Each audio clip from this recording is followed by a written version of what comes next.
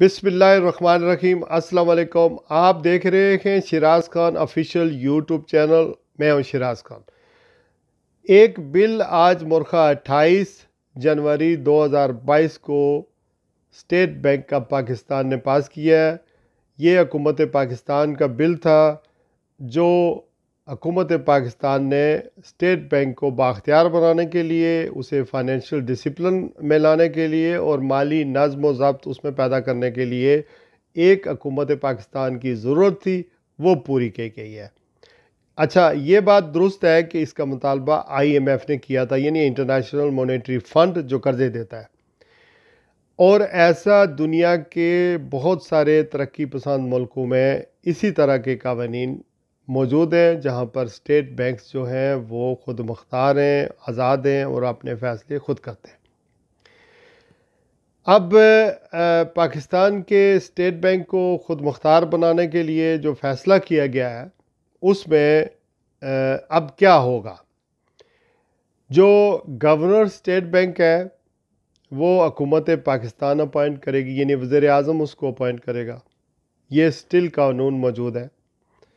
Governing board जो है वो स्टिल हुकूमत पाकिस्तान मुकर्रर करेगी, वज़ीर आज़म मुकर्रर करेगा मशावरत से, और पार्लियामेंट जो है उसके सामने गवर्नर स्टेट बैंक या स्टेट बैंक की जो गवर्निंग बॉडी है वो अपने कंडक्ट या मिसकंडक्ट का जवाबदेह होगा। इससे पहले क्या होता था, हुकूमत पाकिस्तान कर्ज़े लेती थी और वापस नहीं करती थी। अब ये होगा कि ये हुकूमत ये इस बिल के आ जाने से या इस एक्ट के लागू हो जाने से स्टेट बैंक अब खुद मुख्तार और आज़ाद है। वो ख़ुद अपने फ़ैसला साजी करेगा कि हमने कर्ज़ा हुकूमत पाकिस्तान को देना है या नहीं देना है। ये अब बैंक की और गवर्नर स्टेट बैंक की स्वाबदीद के ऊपर है। लेकिन अपॉइंटमेंट्स हुकूमत पाकिस्तान, इसके मेंबर्स की स्टेट जो अपॉइंटमेंट्स हैं वो हुकूमत पाकिस्तान करेगी।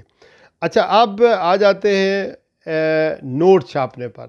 जब पाकिस्तान को हुकूमत को पैसों की ज़रूरत पड़ती थी तो स्टेट बैंक को कहती थी कि नोट छापो, शायद नोट छाप कर हमारी ज़रूरत को पूरा करो, जिससे अफराते ज़र बढ़ता था। लेकिन अब स्टेट बैंक जब हुकूमत दरख्वास्त करेगी कि ये नोट छापें, तो जो गवर्नर स्टेट बैंक है या जो बोर्ड है या स्टेट बैंक अदारा है वो इसको रिफ्यूज़ भी कर सकता है और उनके हुक्म को मान भी सकता है। ये आज का बिल है सारा। ये बात आपको मीडिया में भी नहीं पता चलेगी क्योंकि इसमें ये ख़बर नहीं है। अगर ये सारी तफसील जिस तरह मैंने आपको बताई है वो बताएं अगर, तो कोई मीडिया आपको एक्सप्लेन नहीं करेगा। अच्छा, अब आप बहुत सारा झूठ सुनेंगे। झूठ क्या सुनेंगे कि मौजूदा हुकूमत ने जो ख़बरें हैं वो ये हैं कि स्टेट बैंक को बिल्कुल IMF के को गिरवी रख दिया है। ऐसा कुछ नहीं होने वाला। ये IMF ने एक मशवरा दिया था जिस पर हुकूमत पाकिस्तान ने अमल दरामद किया है।